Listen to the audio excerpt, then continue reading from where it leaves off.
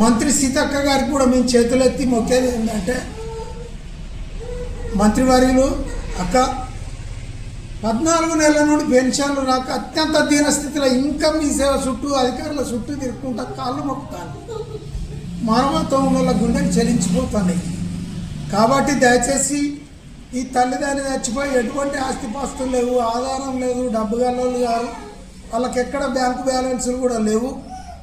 దయచేసి బాబును మానవతా దృక్పథంతో చూసి తక్షణమే కలెక్టర్ గారు మానవతా కోణంతో సదరన్ స్లాట్ బుకింగ్తో సంబంధం లేకుండా ఈ బాబుకు సర్టిఫికేట్ ఇప్పించగలరు. 100% ఉన్న వాళ్ళకి ఎవరికి టెంపరవరీ సర్టిఫికేట్ ఎక్కడ ఇయ్యరు. మరి అది ఆ ఘనత మంచిర్యాల డాక్టర్లకే చెందుతుంది, ప్రభుత్వ డాక్టర్లకు. ఎందుకంటే 100% ఉన్న వాళ్ళు పూర్తిగా పనిచేయని అచేత స్థితిలో ఉంటారు. ఇప్పటికీ మీరు ఆయనను చూడండి, ఆయన పరిస్థితి, ఆయన దుస్థితి మీరు గమనించండి. పక్కపొంటే నా పక్కనే ఉన్నాడు. మనకు ఇది చూస్తేనే గుండెలలో కళ్ళల్లో నీళ్ళు వస్తాయి, బాధ అనిపిస్తుంది. ఇట్లాంటి వాళ్ళు 100 మంది ఉన్నారు పెన్షన్లు నిలిచిపోయి సంవత్సరంలో. దయచేసి చేతులెత్తి కలెక్టర్ గారికి ఖచ్చితంగా సదరన్ వాళ్లకు ఎవరికైనా కూడా రిన్యూవల్ వాళ్ళకు స్లాట్తో సంబంధం లేకుండా మీరు సర్టిఫికెట్లు ఇప్పించాలని మేము కోరుతున్నాం.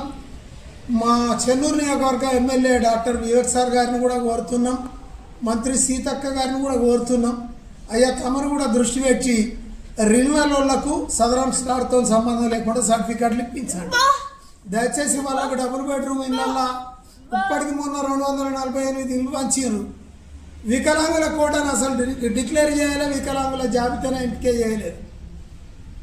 వాస్తవంగా కూడా డబుల్ బెడ్రూముల ఇళ్ళల్లో కానీ, ఇందిరమ్మ ఇళ్ళల్లో కానీ, రేపు వచ్చే రేషన్ కార్డులలో కానీ వికలాంగులకు దయచేసి ఎమ్మెల్యే గారు డాక్టర్ వివేక్ సార్ గారు మంచి మనసు ఉన్నటువంటి వ్యక్తిగా, మంచి నాయకుడుగా సార్ మీ మీద మాకు నమ్మకం ఉన్నది.